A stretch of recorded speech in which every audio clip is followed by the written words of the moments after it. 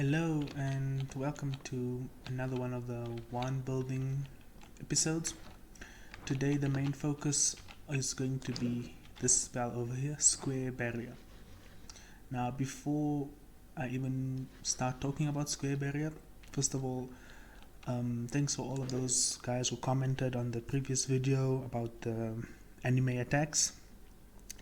I did adjust the audio levels a bit, so if it's still bad, please just let me know.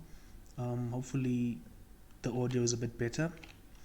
So obviously I try to read all your comments and take your suggestions in, so thank you guys for commenting and giving me your ideas and suggestions. So on to Square Barrier. It says here, a thin square shaped barrier that harms passing creatures, including you, and it's not lying. This does a lot of damage.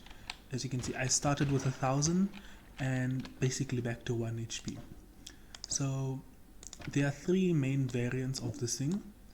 You have your horizontal barrier, then you have the vertical one, and obviously the square.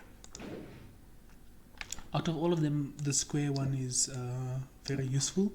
But just to quickly illustrate something, all of these particles you see is mainly just for show. If I enable the stats, you can see it says total projectiles 76, total damage 2450. So there's 76 invisible projectiles, each of them having 32 damage, and there's 76 of them. That in total gives us 2540.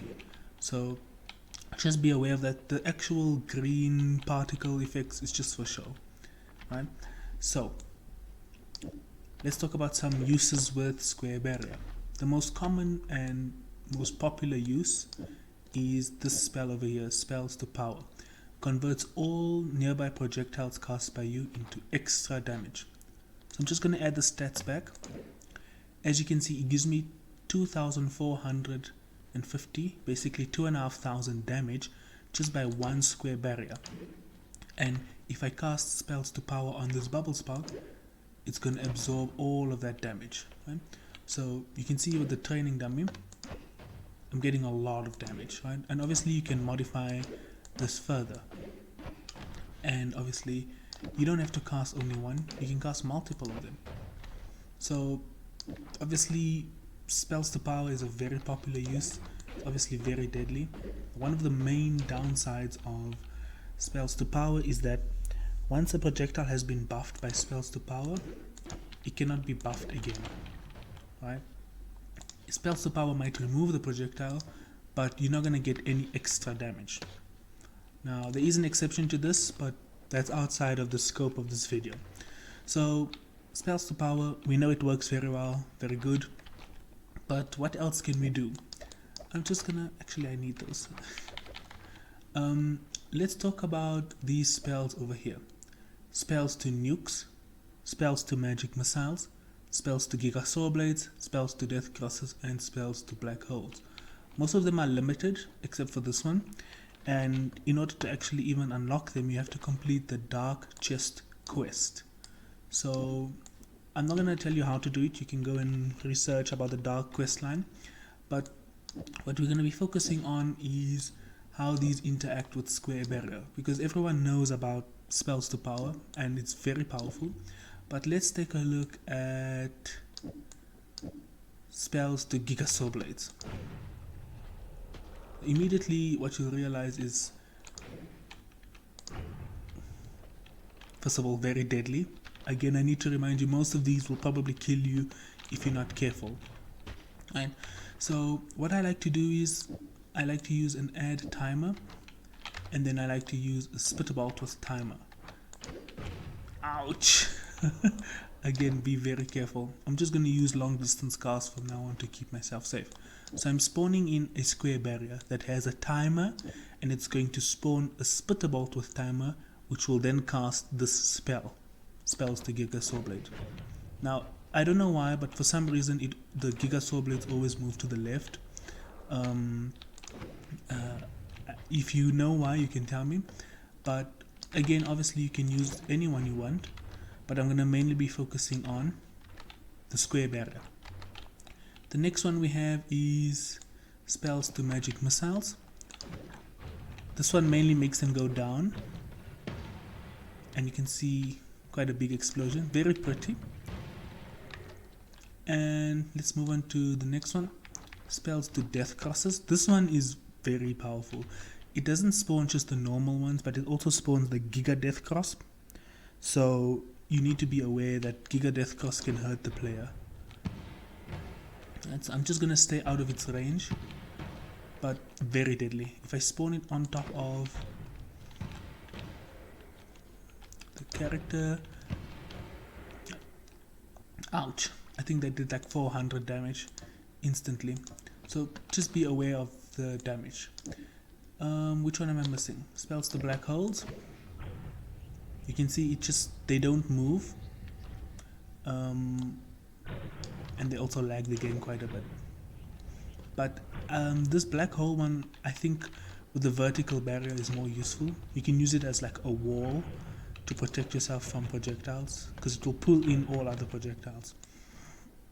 But Death Crosses by far seems to be the most powerful, right? I just want to dig out of here. Okay, so let's talk about the final one, spells to nukes. Now I have to come outside here because we need a little bit of space.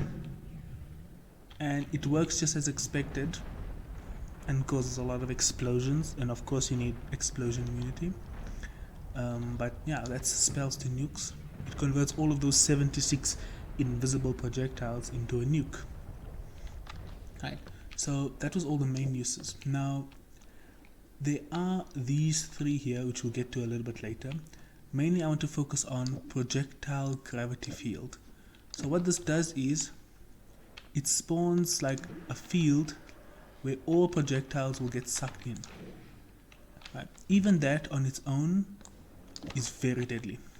So I'm just going to do this over here. You see how all of those projectiles have been moved in and out?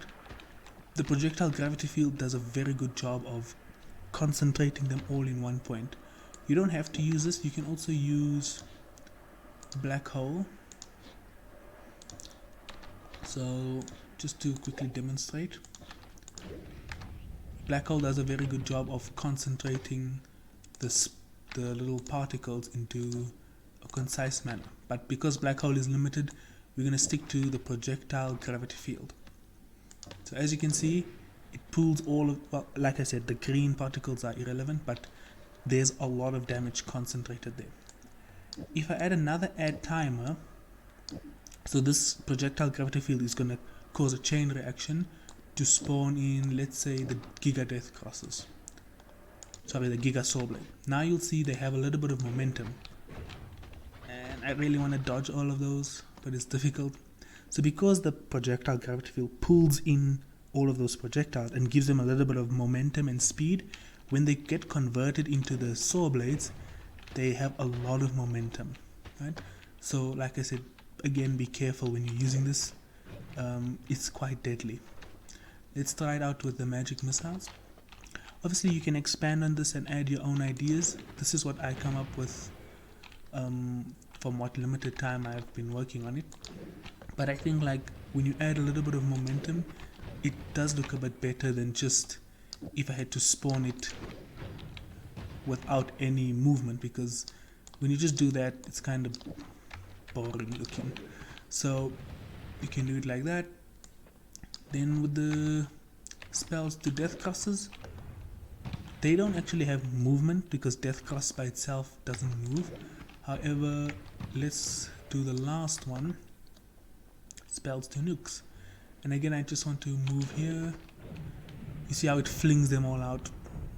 Just watch out for the screen shake and the flashing lights. I'm not gonna really cast the nukes that much because they tend to lag the game. And then obviously black hole. You just need to be careful with putting too much black holes because they also tend to lag the game if you cast like a lot of them. So this can be a very good way of clearing a lot of terrain. So now let's just focus on this one over here, the magic missile and the death cross, because those are the ones that actually have the most damage.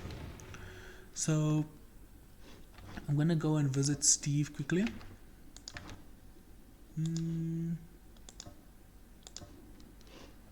Just to show you how powerful it can be. And look here, there's even a vertical barrier. So let us just quickly dig through here.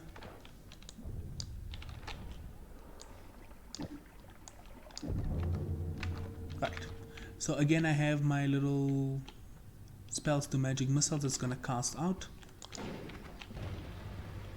And it doesn't really do that much of a job, but if I swap to the death crosses, he dies instantly. So just to take note that the death crosses are very deadly. Let's move on to the next one. I want to remove this projectile gravity field just to illustrate how deadly it can be. Obviously death crosses like to home against fish, so just be aware of that. I doubt he can survive that. So yeah, the death crosses for me seem to be the most powerful, especially with square barrier, mainly because of the giga death cross projectiles, right? They obviously do a very good job of destroying the terrain, but again, because the giga death cross can hurt you, just be aware of that. Right.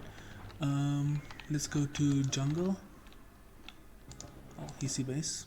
And fight another one. I'm gonna swap to the saw blades to see if it's more effective. And it doesn't really do much because, well, ouch, it cleared in my entire HP. Let's see how good it does against Scott. Ouch. This is all just for the sake of showing.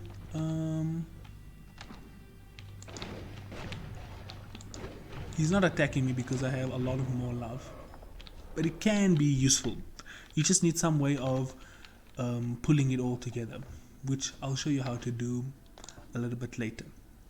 So let's just full heal because I hate the red effect. So you understood how these two works. Let's take a look at these two spells over here. Projectile thunder field. What this does, it makes a field that if you cast any projectile, it will get turned into thunder, right? So what about all of these projectiles here? Well, it also affects them. So if I cast it out, you can see the big thunder that appears. The main problem is that it's a little bit small, so this is where I like to incorporate the projectile gravity field, and of course it's quite concentrated and deadly. However, a lot of enemies are immune to projectile explosive and electrical damage. That's why I haven't found it to be that useful. And then you also have the projectile transmutation field, which spawns them all into little sheep. Now I don't know why you would want to do this, maybe as a distraction, or if you want to do some things with essence to power, I don't know, but just something to take note of. So you do have your projectile transmutation field as well. Now this is all good and well, but what if you don't have access to all of these, right? Well, there is another solution. So I have my square barrier. I'm sure if you've noticed, you'll see I have a few special things in my inventory. The Runestone of Edges, Runestone of Light, and Runestone of Fire. So what do these three things do? Runestone of Edges, when it's active, right, you kick it, activate it, kick it to deactivate. You can find this like scattered around as just a random item. It converts all projectiles in the area into a saw blade, right? So if you somehow don't have access to this or you haven't unlocked it, it doesn't mean you can't try out this tech. So I'm gonna spawn it now, and you see instantly it gets converted. Ouch. gets converted into saw blades. Right?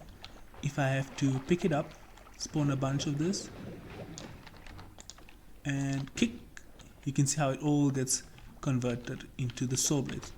You also have the Runestone of Light, so I'm going to cast that out. It converts all projectiles into concentrated light. For some reason, it has a very weird interaction with the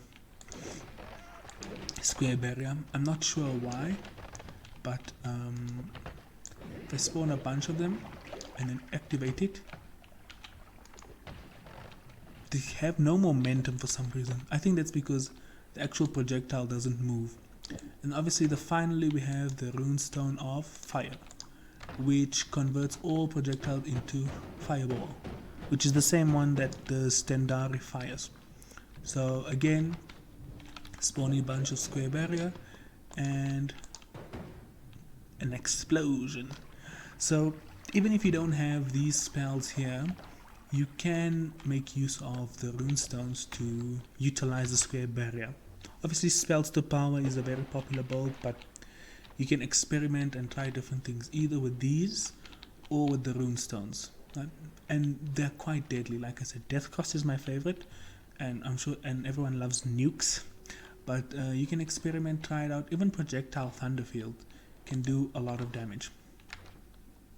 Now there's one more thing I want to show you, and we're gonna go to the last area. I have here a prickly spore pod.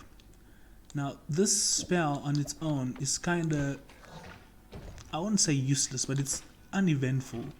It spawns in this mushroom that when it hits, it spawns like a bunch of these spores. If I add homing, well, I'm just gonna move to a different holy mountain because the other one is inert. So it homes in and nothing really interesting happens. If I add in piercing shot, I wonder if it will work here. You can see it spawned in a whole lot of these spores.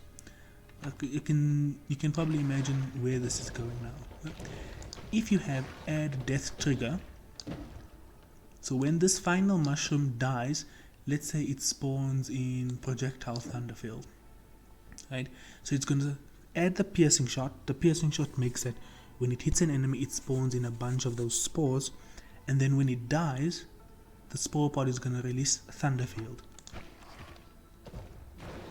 Well, it needs to actually home in on the enemy. Where is my statue? Right, most of the statue is gone.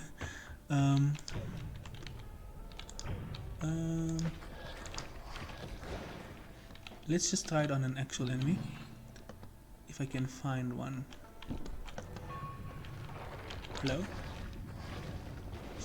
So you can see it spawns in a bunch of them and then it adds the projectile Thunderfield. So let's try that out with Death Cross.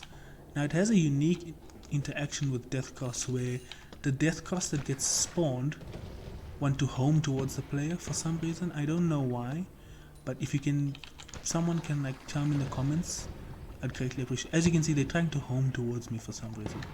You don't have to use Death Cross, of course. You can use the magic missile. So the prickly spore pod is creating a bunch of those little, I don't want to call it like spores, I guess. And then when it dies, it's converting all of the spores it created into magic missiles or death cross or whatever you want. We can try it out with the Giga Saw Blade, and the piercing shot is obviously necessary for this build because without the piercing shot, ouch! Be careful when you're working with saw blades. I need a heal. Let's try that out with, I think we did magic missile. I really don't want to use the nukes, but just for funsies, we're gonna do one with the nukes.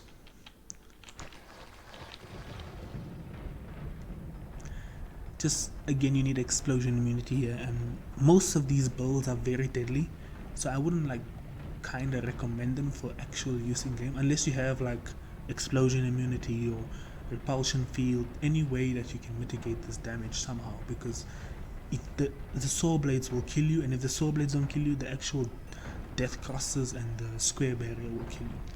So just be aware of that. Try and clear all these projectiles. And obviously the falling ceiling if you're going to use nukes. Black hole, for some reason, I don't find it useful because black holes don't deal damage, they only pull in projectiles.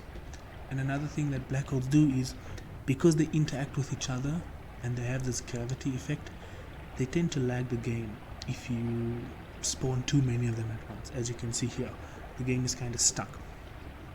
So we're gonna try and kill Comey with this build once the game unfreezes. And another thing just to hammer down the point is that even if you don't have all of these fancy spells, because they do have to be unlocked, the runestones can always come in to save you and add a little bit of variety. Even the runestone itself, runestone of edges specifically, if you put it at Comey's feet, all his projectiles that he spawns will end up killing him himself. So let's just try and go to Comey after all this lag, and then I'll show you how we're going to kill him with the spell of the death crosses. Right, so I'm back. I had to wait for the black holes to stop lagging the game. This is the wand build we're going to use for Comey. We have the piercing prickly spore pod that, as it is piercing a target, it's going to spawn in a bunch of those spores, and then once it dies, it's going to cast spells to death crosses. And for some reason they home towards the player. I don't know why. Normally black death crosses only home towards innocent creatures. So if you do know why, I would greatly appreciate it if someone could tell me. I'm just showing you all three of them without the black holes because that's gonna lag the game too much. Without dying, of course. Right, so we are gonna use the death crosses and see how effective it is against Comey. Let's just wait for his shield. His annoying shield. And I want to take cover because they're gonna come for me. You can see it did kill him, but it also took away almost all of my HP. So like I said, again, just to remind you, these spells are very deadly. I don't recommend them. All of these trophies are here because my game crashed and I had to start a new game. So that's why I have all of these achievements. So spoilers. That's it. That's all I have for you today. I hope you enjoyed. I hope you learned something. You can obviously build off of this with the runestones, the prickly spore pod, even the projectile thunder field, all of that. Incorporate them. You can use them to make artistic builds, or even just highly damaging ones. As I've demonstrated, this is very deadly. So yeah, I hope you enjoyed. There's just one thing I need to mention. I am aware of the spells they're adding into the beta branch. I've decided not to cover them yet because they might change those spells, so I don't want to cover spells that might be changed and then I could be giving you inaccurate information. But definitely once they end up into the master branch, then I'll be taking a look at them and seeing what synergies and interactions we can come up with. Right, so I hope you enjoyed. Thank you for your time, and I'll see you in the next one.